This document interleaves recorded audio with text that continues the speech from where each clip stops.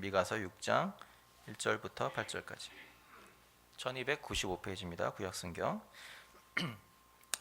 찾으셨으면 우리 한 절씩 저와 돌아가면서 교독하여서 읽도록 하겠습니다. 제가 먼저 읽습니다. 너희는 여호와의 말씀을 들을지어다. 내게 이르시기를 너는 일어나서 산 앞에서 쟁변하여 작은 산으로 내 목소리를 듣게 하라 하셨나니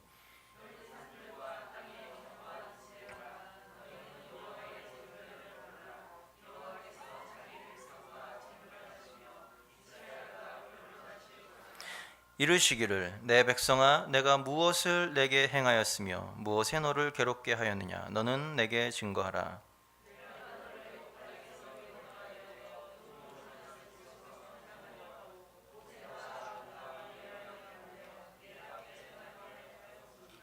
내 백성아 너는 모압 왕 발락의 꾀한 것과 부올의 아들 발람이 그에게 대답한 것을 추억하며 시딤에서부터 길갈까지의 일을 추억하라. 그리하면 나 여호와의 의롭게 행한 것을 알리라 하실 것이니라.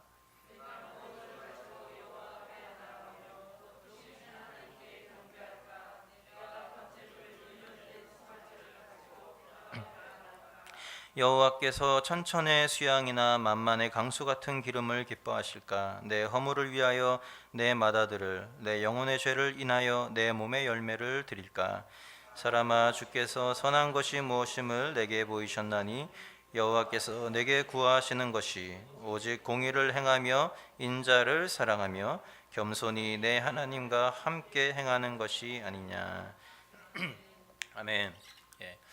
우리가 미가서 말씀을 읽었는데요. 오늘 이 말씀은 우리가 하나님을 사랑하는 자들이 어떤 식으로 하나님을 향한 사랑을 표현할 것인가에 대한 이야기라고 할 수 있습니다. 여러분 우리가 사랑하는 것도 중요하지만 그 사랑을 어떻게 표현하는가 굉장히 중요합니다. 만약 예를 들어서 여러분이 사랑하는 사람이 있어요. 근데 그 사랑하는 사람은 복숭아 알러지가 있어요. 그래서 복숭아만 봐도 막 여기 막 이렇게 뭐가 막 납니다. 그런데 나는 너무 복숭아를 좋아하는 사람이에요. 근데 여러분이 그 사랑하는 사람에게 과일을 사다 줄 때 무엇을 조심해야 될까요? 절대로 복숭아를 내가 좋아한다고 사다 주면 안 되죠.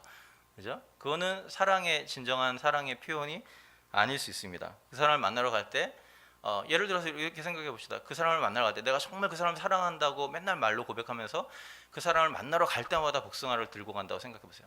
당신을 사랑해서 이 복숭아를 가지고 왔습니다. 맛있게 드세요. 웃으면서 하루 이틀도 아니고 매일 1년 365일 매년 그렇게 한다고 생각해 보시죠. 그것은 사랑일까요? 사랑이 아닐까요? 사랑이라고 볼 수 없습니다. 왜냐하면 사랑이라는 것은 상대방을 배려하는 것이고, 그렇죠? 자기가 아무리 좋아도 상대방이 싫어하는 것은 하지 않는 것이, 포기하는 것이 사랑인 것이죠. 쉬운 예를 들었지만 우리가 하나님을 향한 사랑도 마찬가지라고 생각이 됩니다. 우리가 하나님을 사랑한다 말하고 우리가 찬양을 통하여서 기도를 통하여서 하나님을 사랑합니다라고 고백을 합니다. 근데 중요한 것은 뭐냐면 과연 하나님을 향한 우리의 사랑이 하나님이 기뻐하시는 방식으로 하나님 원하시는 방식으로 표현되어지고 있는가라는 것이죠.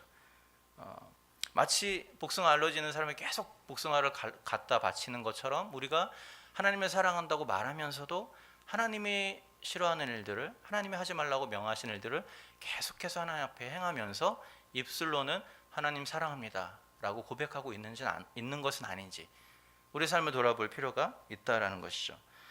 만약 그러고 있다면 우리의 사랑의 고백은 결국은 거짓일 수밖에 없다라는 것입니다. 오늘 본문은 이처럼 하나님을 향한 우리의 사랑이 어떤 모습으로 또 어떤 방식으로 표현되어야 하는가에 대해서 이야기를 하고 있습니다. 핵심 구절은 6절에서 8절입니다. 우리가 한 번쯤 아마 들어보셨을 말씀인데 다시 한번 우리 읽어보면 좋겠습니다. 6절에서 8절 같이 한번 천천히 읽어보겠습니다. 내가 무엇을 가지고 여호와 앞에 나아가며 높으신 하나님께 경배할까? 내가 번제물 1년 된 송아지를 가지고 그 앞에 나아갈까? 여호와께서 천천의 수양이나 만만의 강수 같은 기름을 기뻐하실까? 내 허물을 위하여 내 맏아들을 내 영혼의 죄를 인하여 내 몸의 열매를 드릴까? 사람아 주께서 선한 것이 무엇임을 내게 보이셨나니 여호와께서 내게 구하시는 것이 오직 공의를 행하며 인자를 사랑하며 겸손히 내 하나님과 함께 행하는 것이 아니냐. 미가 선지자가 질문을 던지죠. 하나님께 무엇을 드리면 하나님이 기뻐하실까? 사람들은 쉽게 이렇게 생각할 수 있었겠죠. 당시는 제사를 드리는 문화였기 때문에 가장 좋은 송아지를 드리면 하나님이 기뻐하시지 않을까, 그죠? 그런데 아니면 수만 마리의 양을 드리면 기뻐하지 않을까, 그렇게 사람들은 생각했다는 거죠. 그런데 오늘 본문에 보면 선지자가 뭐라고 말합니까? 하나님이 그러한 제사를 기뻐하지 않고 하나님이 기뻐하시는 것은 정의를 행하고 인자를 사랑하며 겸손히 하나님과 함께 행하는 것이다. 제사보다 더 중요한 것이 있다, 하나님께 드리는 예배보다 더 중요한 것이 있다라고 이야기하고 있습니다. 그러면서 세 가지를 이야기했는데, 오늘 이 세 가지를 오늘 본문의 역사적인 배경과 문맥을 통해서 이 세 가지가 무엇을 의미하는지 우리가 한번 생각을 해보면 좋겠습니다. 미가서는 이 미가 선지자가 선포한 말씀을 기록한 책인데요. 이 미가는 유다왕 요담과 아하스 그리고 히스기야 시대에 활동하던 선지자였습니다.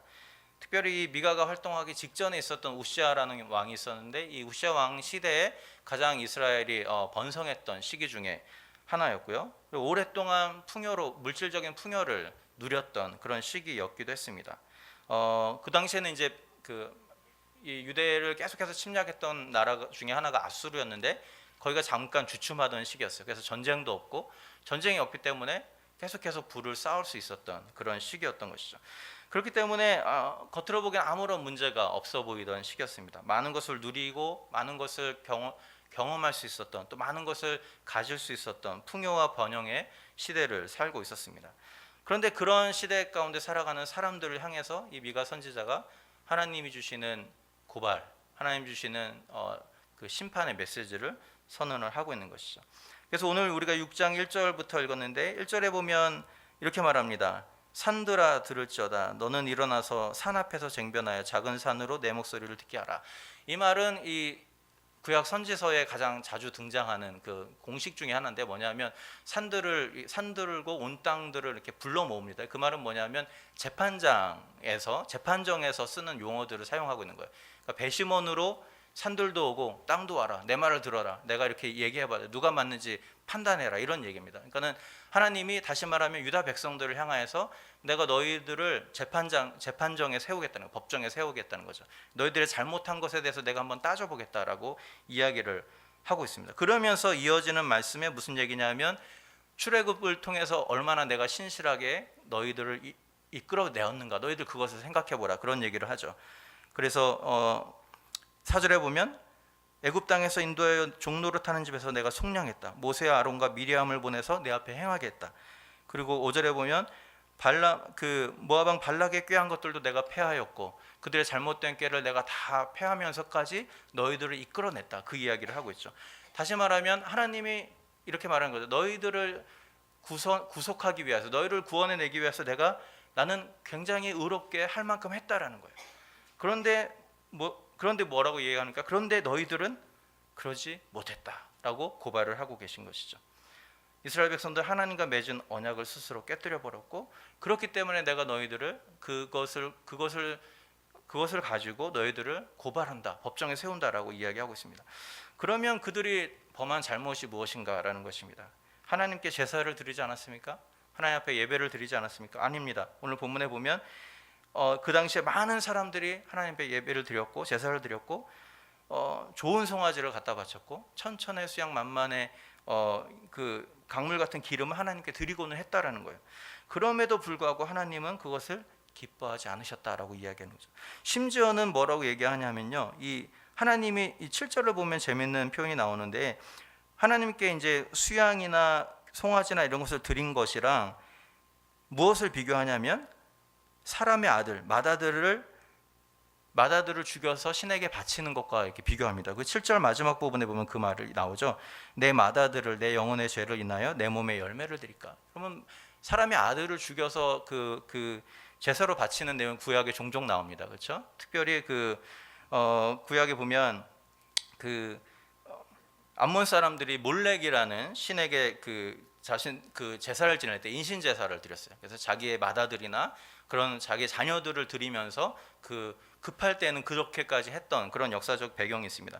다시 말하면 무슨 얘기냐면, 하나님이 하나님께 드리는 송아지와 양의 제사를 뭐랑 비교하냐면 이방 신에게 드리는, 사람을 죽여서 드리는 제사랑 비교하시는 거예요. 그러면서 너희들이 드리는 제사가, 너희들이 나에게 드리는 제사가 그처럼 올바르지 못하다라고 말씀을 하고 있는 것이죠.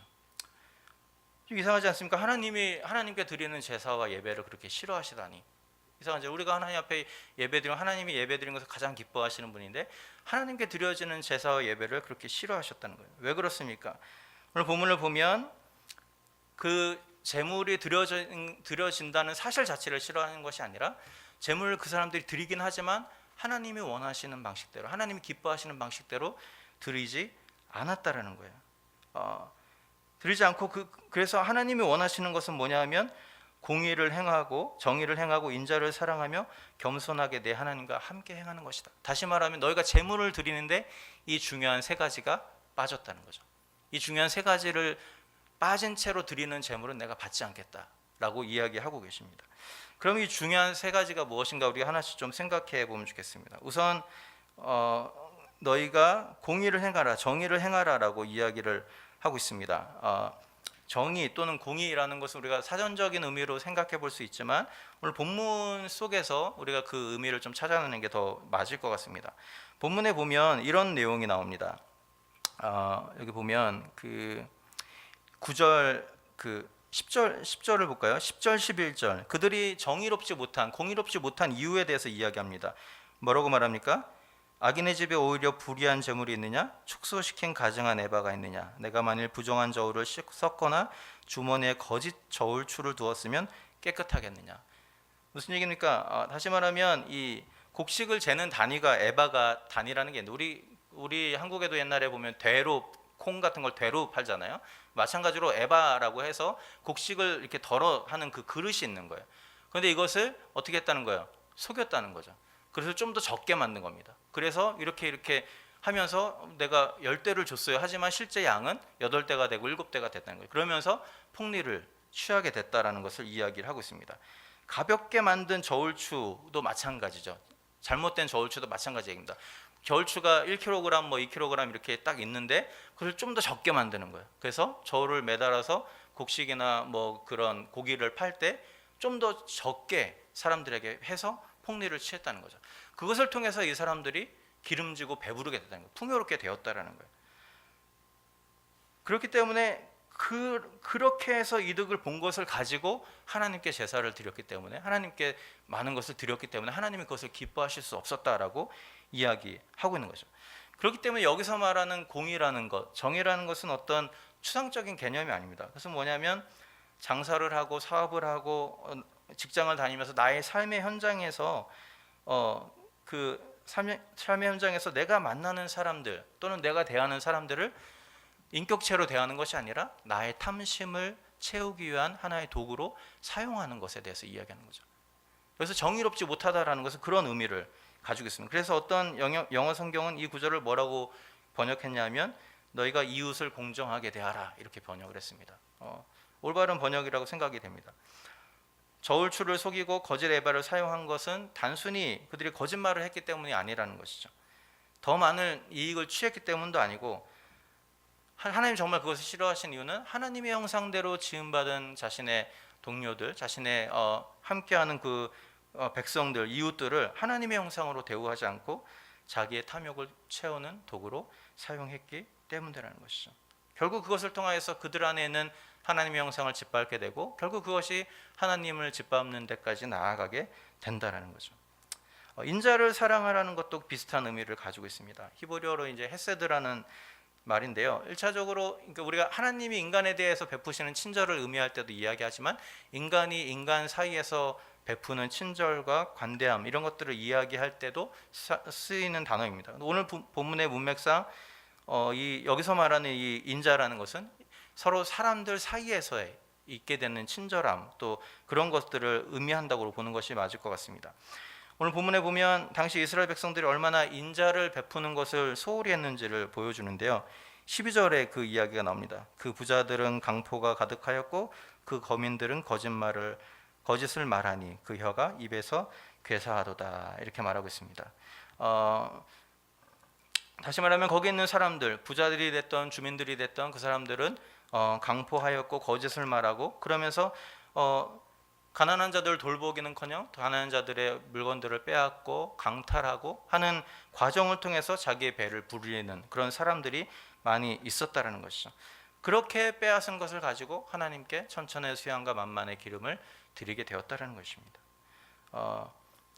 그렇기 때문에 하나님이 그 제물을 기뻐하지 않으신다라는 것이죠.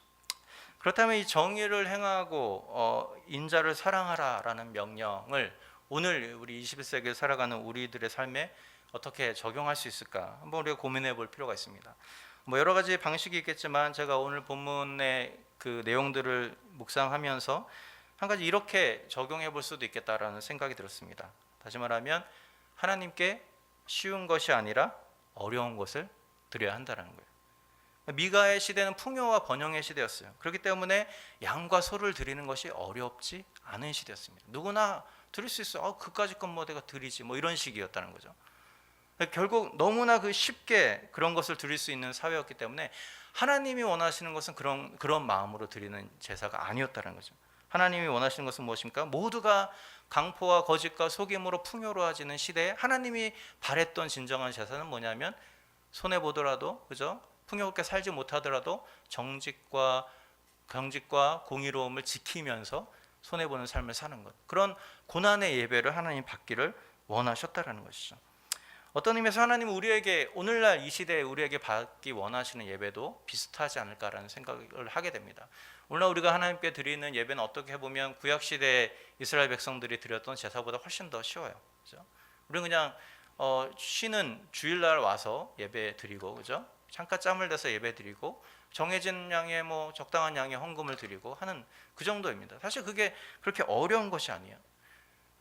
목숨을 걸어야 될 일도 아니고요. 그렇죠? 너무 많은 것을 포기해야 될 일도 아닙니다. 그렇기 때문에 어쩌면 너무나 우리가 예배드리는 것이 쉬워진 시기를 살고 있기 때문에 어쩌면 우리가 하나님께 드리는 예배 속에 하나님이 정말로 받기 원하시는 우리의 간절함과 어떤 우리의 치열한 믿음, 치열한 삶의 어떤 싸움이 사라져버린 것은 아닌가라는 생각을 해보게 되는 것이죠. 그렇기 때문에 우리도 어떤 의미에서는 우리가 하나님께 쉬운 것이 아니라 어려운 것을 드릴 수 있으면 좋겠습니다. 혹시 내가 정말로 경제적으로 어려운 분이 있다면 그런 분들에게 정말로 하나님 원하시는 것은 더 많은 물질일 수 있다는 거예요. 그것이 너무나 어려운 것이기 때문에. 나는 뭐 물질은 얼마든지 드릴 수 있지만 나는 너무 바빠가지고 나는 시간을 못 드려. 그렇죠? 그런 사람에게 하나님 원하시는 것은 뭘까요? 그 사람에게는 가장 어려운 시간을 하나님께 드리는 그의 몸부림을 하나님이 원하신다는 것이죠. 그렇죠? 내가 교회의 모든 일은 다 할 수 있어. 하지만 나는 말이 안 통하고 음식이 안 맞는 선교지는 절대 못 가. 이렇게 생각하는 사람들은 어떻게 해야 되죠? 이번 가을에 하이티로 가셔야 됩니다. 왜요? 하나님이 원하시는 것은 쉬운 것을 드리는 것이 아니라 내가 하기 싫어하는 거죠. 내가 정말 이것만은 피하고 싶은 그것을 하나님께 드리는 것. 하나님 그 마음을 기뻐하신다는 거죠. 내가 정말로 하기 힘든 그 일을 위하여서 헌신할 때 하나님이 우리의 삶을 도와주시고 하나님이 함께 하시는 것을 경험할 수 있게 된다라는 거죠. 그렇기 때문에 우리가 하나님께 드려야 될 것은 쉬운 것이 아니고 어려운 것이었다는 거죠. 미가 시대의 사람들에게 하나님이 요구하신 것이 바로 그것이죠. 너희가 풍요와 번영의 시대를 사는데 내가 너희가 아무 생각 없이 던져주는 내가 소와 양을 받지는 않겠다. 너희의 마음을 받겠다라고 말씀을 하고 있는 것이죠. 또 한편으로 오늘 본문이 한 가지 더 말하는 게 있습니다. 그게 뭐냐 하면 겸손히 내 하나님과 함께 행하는 것이 아니냐. 그러니까 앞에 두 개, 공의를 행하고 인자를 사랑하는 것은 사람과 사람 사이의 관계성에서 나오는 이야기입니다. 근데 겸손히 내 하나님과 함께 거하는 것은 뭐냐면 하나님과 사람 사이의 수식적인 관계에 대해서 이야기를 하고 있는 것이죠. 오늘 이 겸손히 내 하나님과 함께 거하는 것이다. 이거 굉장히 의역인데요. 이 히브리 성경을 제대로 이렇게 좀 이렇게 직역하면 이건 뭐냐면 조심스럽게, 겸손하다만 조심스럽게 이런 뜻입니다. 다시 말하면 그리고 함께 행하다라는 말의 원래 의미는 걸어가다라는 뜻이에요. 그래서 문자적으로 해석하면 조심히 하나님과 함께 걸어가라 이렇게 이야기하고 있습니다. 근데 걸어가라는 말이 굉장히 구약에서는 자주 나오는데 그 의미는 뭐냐면 살아가는 삶을 이야기하는 것입니다. 진짜 걷는 게 아니고요. 진짜 걷는 게 아니고 계속해서 걸어가는 삶의 현장, 삶의 그 현장을 이어지는 삶을 이야기할 때 걸어가다라는 말을 하고 있습니다.